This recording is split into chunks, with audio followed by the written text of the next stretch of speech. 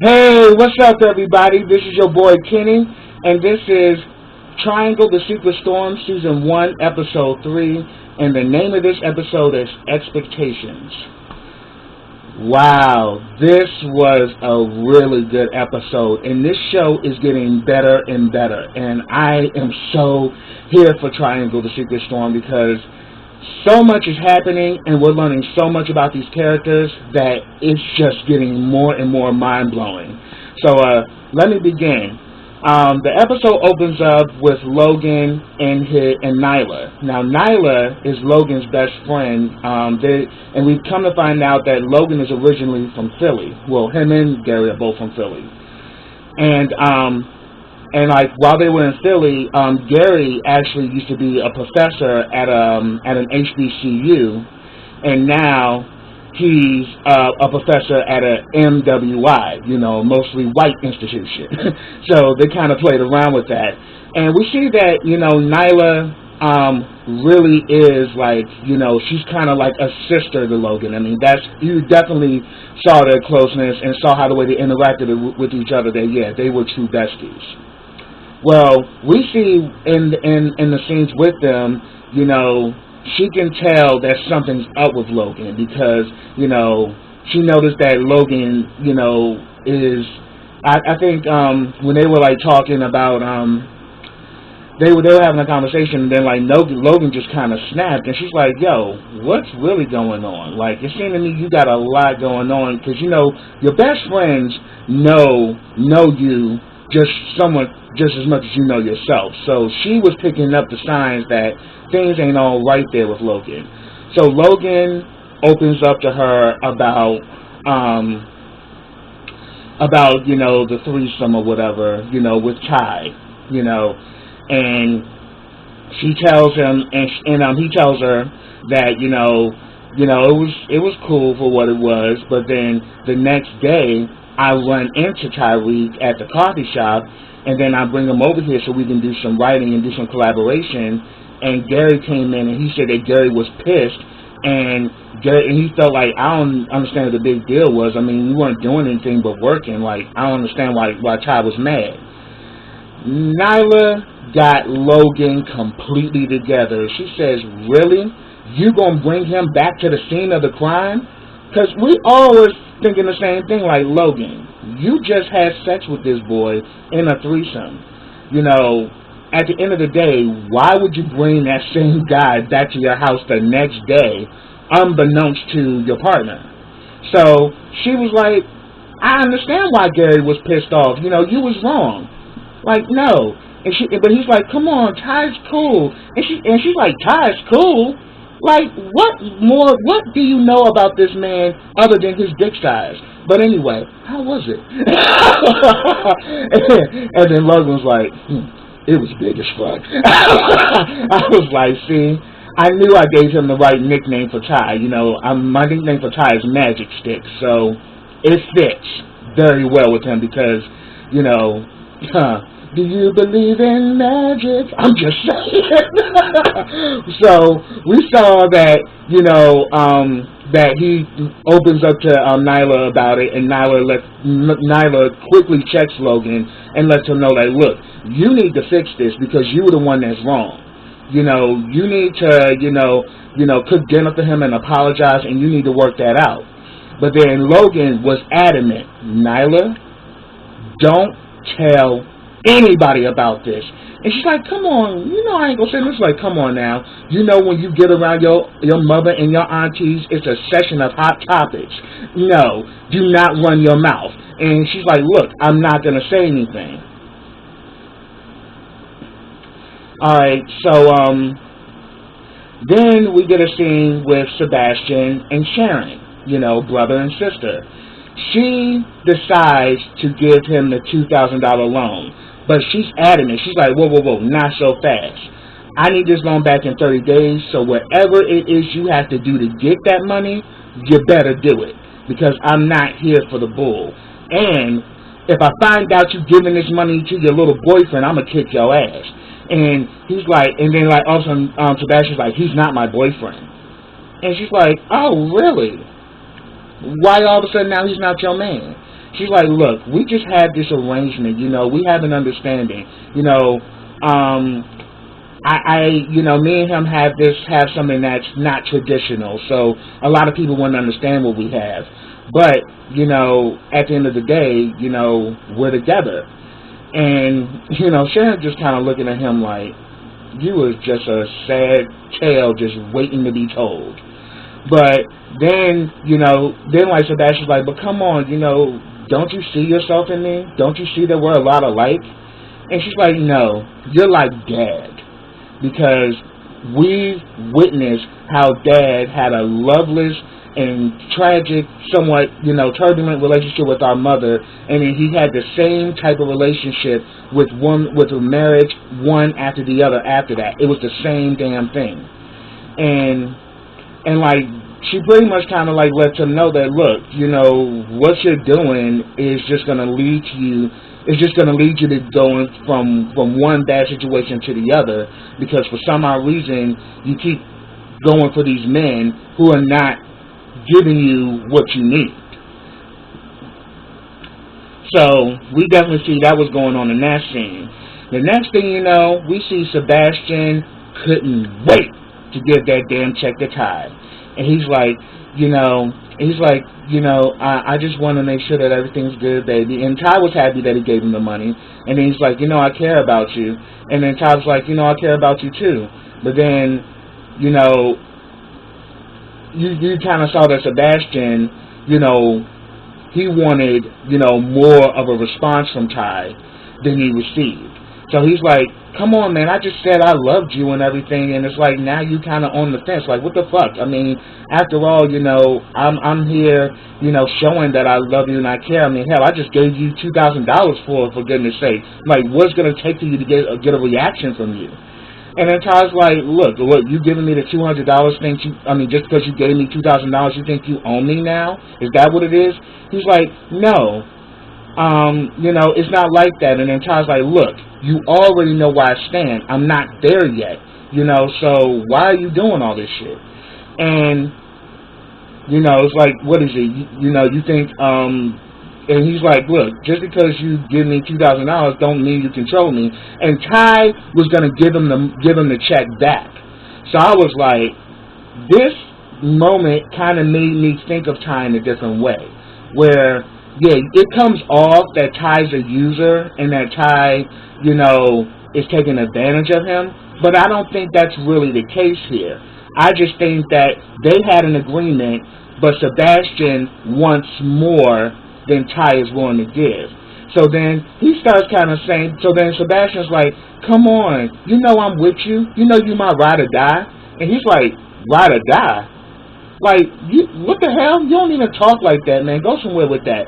You know, just because you're getting some black dick in your life don't mean you just start, you know, acting all brand new and shit. And he's like, excuse me? He's like, yeah, you know how you white boys like to, quick to, you know, jump on these black boys and shit. You know what it is. And he's like, look. And then, like, Sebastian's like, excuse me? Like, this is not a racial thing. You know, I like you, Ty. It doesn't matter what color you are. You know?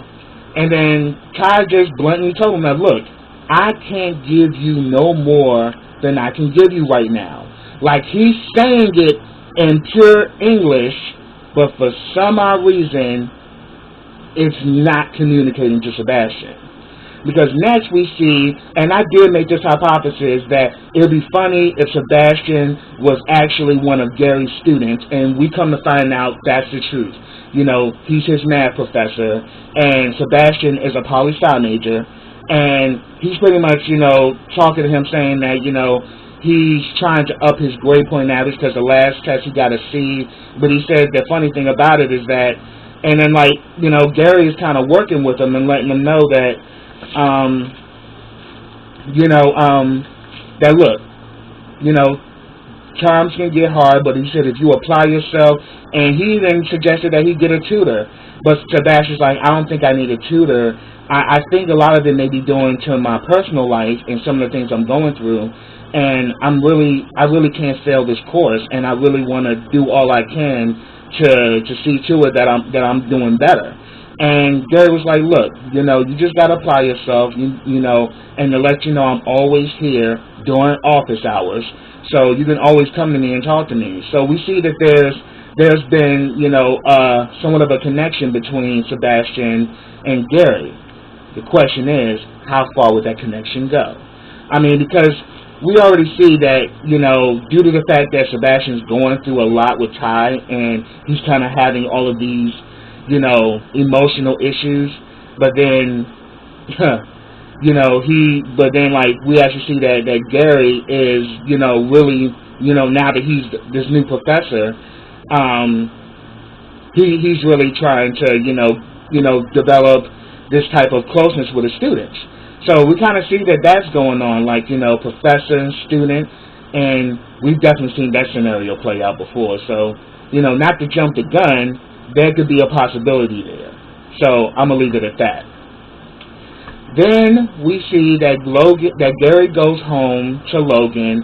Logan has got these candles set up, and, he's got this little, these flowers, and he's saying that, look, this is a peace offering, I wanted to apologize, I now understand that what I did was wrong, and if the shoe was on the other foot, I would have felt the same way. I'm like, good thing you picked that up, Logan. But then he said that, look, I apologize, and, let's make this right. So pretty much Logan makes dinner for them, and he gets, Gary's, favorite champagne. They pretty much have, a romantic night together. While that's going on, Sebastian couldn't wait to get home, and the reason why, she was ready for a session with that magic stick, because the next thing we see, Sebastian is riding Ty for dear life, and she's throwing the ass on that meat, and she is loving every minute of it, to the point that Ty is like, damn, you getting real aggressive with it, like, you really put it on me. I mean, so, due to all this frustration and shit that Sebastian is going through, he's taking it out on Ty in the bedroom, honey, because I was like, oh, look at the white stallion go! I was so here for it. But then, immediately after it went right back to the bullshit. But before I get back to that, the same time that's going on, going back to Gary and Logan, after they have dinner or whatever, he kind of lets him know that, that Naya was over. And he's like, oh, really? How's she doing? And he's like, she's doing good. We was up here talking and everything, and, she was the one who kind of, like, pointed out to me that what I did was wrong. So, that's why I decided to make things right. And immediately Gary's like, what the hell are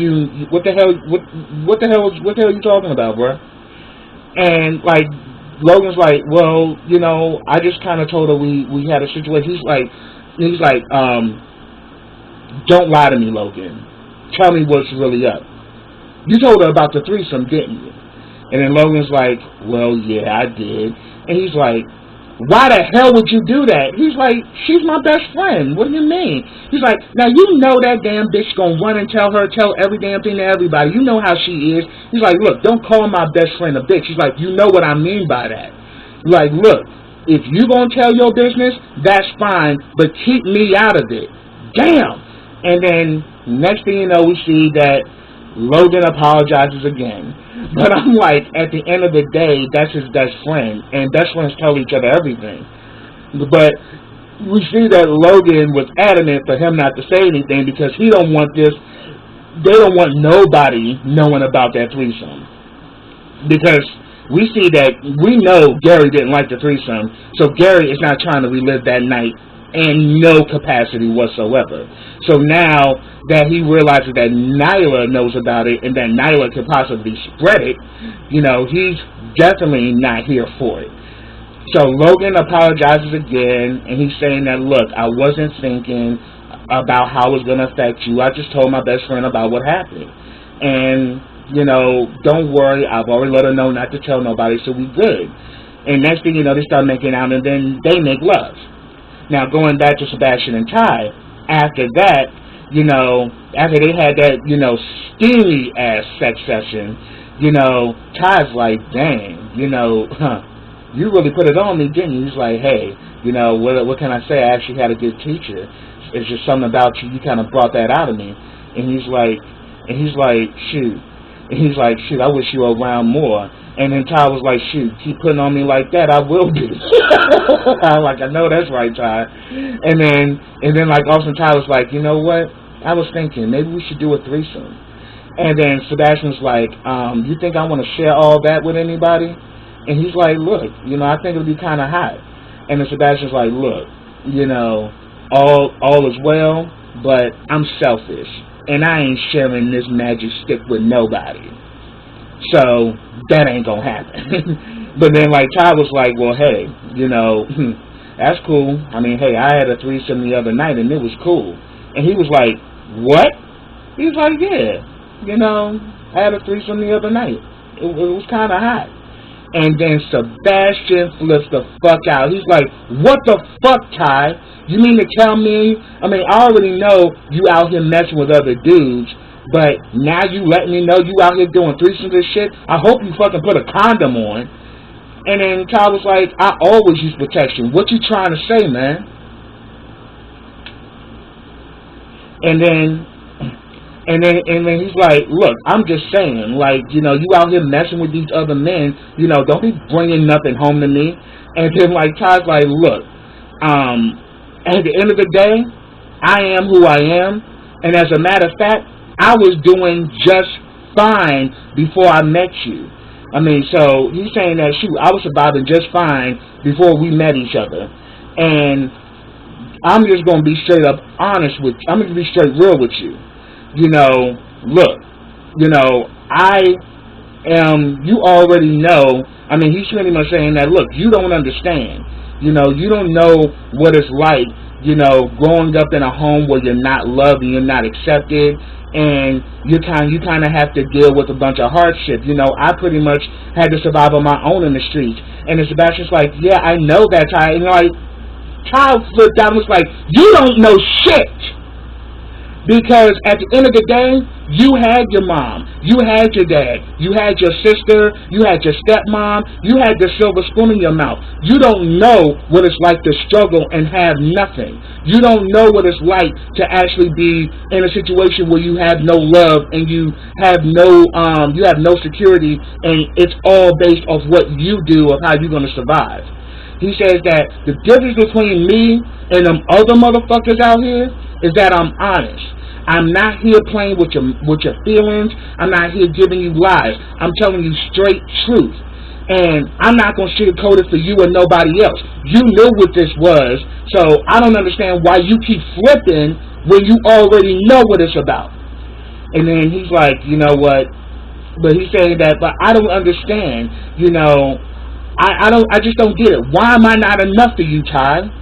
And then Ty was like, to be honest, I don't know why you're not either.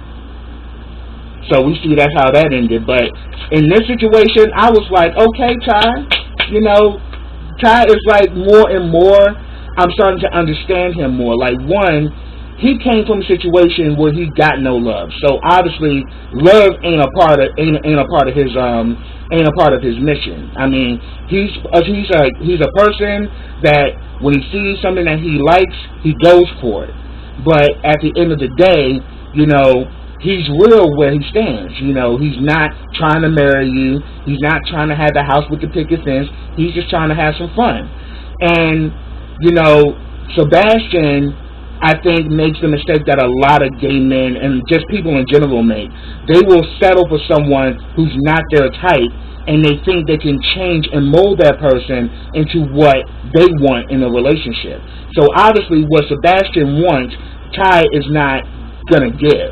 But yet, I can honestly say Sebastian's stigmatized, and we know that magic stick, do you believe in magic? I mean, I don't need to say anymore. So therefore, now we know what's going on with that situation.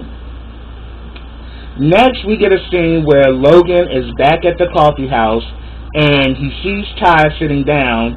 So he decides to go up and approach Ty. And pretty much he's like, can I sit down? He's like, you sure you want to do that? And he's like, look, but then Logan's like, look, I just really wanted to apologize for the other night.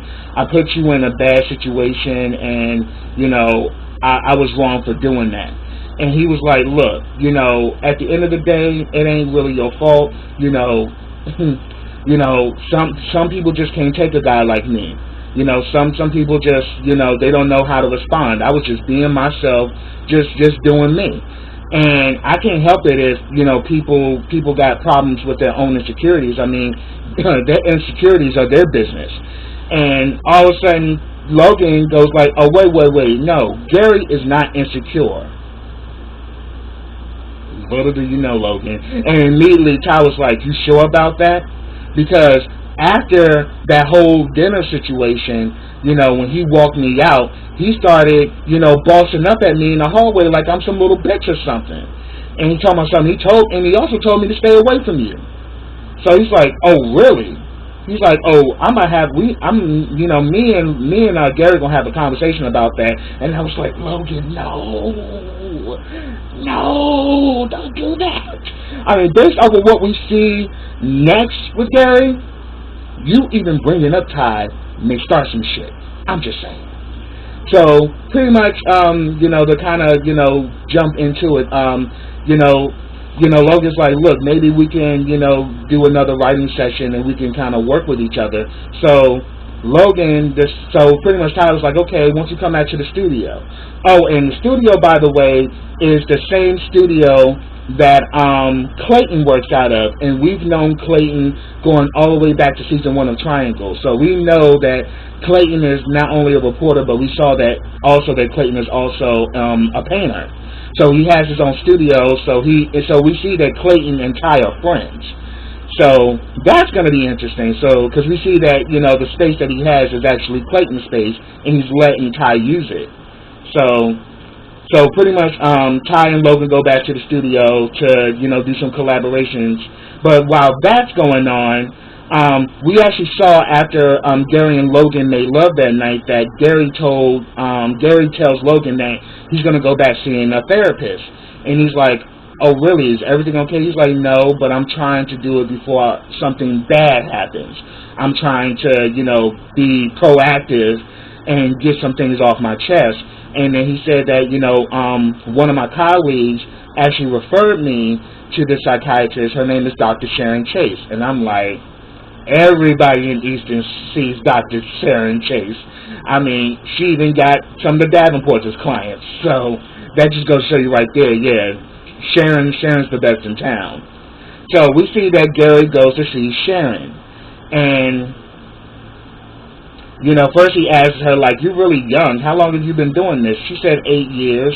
And he said that, look, one of my colleagues referred me to you. He says you're the best in town. So, they start this session. And in the session, we start to see a totally different side of Gary. And I was like, man, chocolate drop, why you gotta be like this? But in this session, he kind of reveals some things about his past. He pretty much says he has a fear of not being understood. And he says that when he was 10 years old on his 10th birthday, his mother bought him all these gifts, gave him like this big birthday party, but then the next day, everything she bought was gone. But then she says, don't worry, baby, I'm going to get it back. And then he was like, she would get it back, and then it'll be gone again. And then he said, I started to notice even more how crazy it was because, she would tell me that, some other kids needed the stuff more than me. That's why the stuff is gone. But then I started to notice that the furniture started disappearing. And then he makes the confession that his mother had a gambling addiction, but he said he felt safe and secure with his father, but he has this difficult relationship with his mother, and it's at arm's length because, growing up with a situation like that where you don't have control, it can deeply affect you. So he kind of says that, he knows his mother loved him, but due to the fact that his mother was not responsible and that his life was just thrown, and he was just thrown in one situation after another in regards to his mother, it did have a negative effect on him. And then he starts talking about his situation with Logan, and this comes to show that some of the things that we've been saying about Logan is true. That he definitely has a jealous streak. He's very insecure, but more so, he's controlling, because he starts opening up about Logan's him and Logan having a threesome. But then he said that what really boiled his blood was that Logan brought the guy back to my house. My house.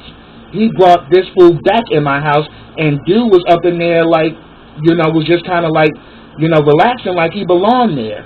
And he's like, I was so mad, I saw red, I was ready to pop off then. But then he said, what I did was I began to play like everything was okay. And Logan believed it. He believed it. I had him believe. And I was like, oh shit. Yo. I'm thinking that I'm starting to see some signs that there may be some domestic violence involved. I could be completely wrong, but I'm starting to see that with that insecurity, it can lead to that type of possibility. And then he blatantly admits, his reactions, and I have to say shout out to Sean Singleton and Tyler Gilman, like, you both rocked this scene. You guys had me at the edge of my seat, because I was like, yo, Gary got some extra shit with his ass. Because then he's like, I can't be in a relationship with someone I can't control. He says that, look, I'm Logan's first real relationship, his one and only. We've been together for 5 years. And for some odd reason, that guy coming around, I'm not going down this road. And all of a sudden, we see Dr. Sharon kind of pulling back, like, because it gets to the point where he actually says he needs a break. And she gives him some water. Then he's just sitting there. All of a sudden, he just takes a sip. He's like, I'm okay now. And she's like, oh, shit, you crazy motherfucker. And you can kind of see, like, Sharon's face was telling everything. And she was making sure she was asking the right questions. So all of a sudden, she sits, so pretty much she's like, still questioning him, saying like, okay, so do you feel helpless right now? What do you think is going to happen when you see him again? And he pretty much says that, look, I hope I never see him again, because if I do, I can't promise that my inner demons won't come to surface, and whatever happens, happens. And I'm just sitting there like, yo, Logan, you have no idea the kind of monster you laying next to. Because he says that he has to control the situation. So he says him playing that everything was okay with Ty and him being cool, that was all an act. But I'm just saying, Logan, you better watch your back. Because, yeah, Gary looked like he's like a walking time bomb just waiting to explode. Then, while that's going on, we see that Logan and Ty are back at Clayton's studio, and they are like working and stuff. They're collaborating on music and writing and things, and they're talking. And he pretty much kind of talks about, this previous boyfriend he had before he met Gary. I think his name was Steven. And he said that, him and Steven were kind of like childhood sweethearts. He said he knew at the age of 10 that he loved him, and he knew that Steven loved him. But he said later on down the years, we didn't see each other for a long time, but then we ran into each other at a club, and we just started a relationship, not really getting to know each other or where we are at this point in our lives. We just jumped into something. But he said that it really ended bad because, one, he was a free spirit, and I allowed a lot of things that I know I didn't agree with because I wanted the relationship to work, but at the end of the day, it destroyed me. And eventually we decided to part ways because it wasn't working out for neither one of us. Not only did it damage me, it also affected him badly. And it's like, Ty, take note of that. Take note. Because we see that's exactly the situation he has with Sebastian. So, so pretty much, Logan shares this piece of poetry that he wrote, and he says he wants Ty to put it to music. So he's like, okay, I could do that. But then we actually see in this scene, he actually gets Ty to kind of be open and expressive in a way that he's not even being with Sebastian. So we really see that there is a true connection between Logan and Ty. Not only is it artistic, but they also have a very good connection as far as communication. But all that changed because we can definitely see that Ty was really coming on to Logan. And Logan kind of knew it as well, so he was like, you know what, I think it's time for me to go. I got to go home and finish working, but yeah, we can collaborate. So he goes to dap him up, and immediately Ty starts kissing him. And then all of a sudden, Logan's like, whoa, what the hell was that? He's like, yo, I was just in the moment. He's like, what moment? He was like, he's like, no, I wasn't. Don't ever do that shit again. He's like, well, it's not like we ain't do it before. But I'm like, Ty, come here, bruh. Let me rap to you for a minute. It was only for one night. I had to give you some Luther in that moment because little do you know, Ty, what you had before was a threesome. To tell you the truth, you weren't even supposed to see them again after that. It was supposed to be you come, you play, you move on. I mean, you and Logan obviously have a connection, but you're still thinking in terms that since you kind of had your way with them, you can have your way with Logan. No, then it was him and his boyfriend. Now it's just Logan on his own, and we're seeing that Logan really ain't the instant busted wide open type of dude. And now Ty sees that. And he's like, well, come on. And then Ty's like, come on, man, we cool. And then, Logan was like, no, we were cool. Niggas.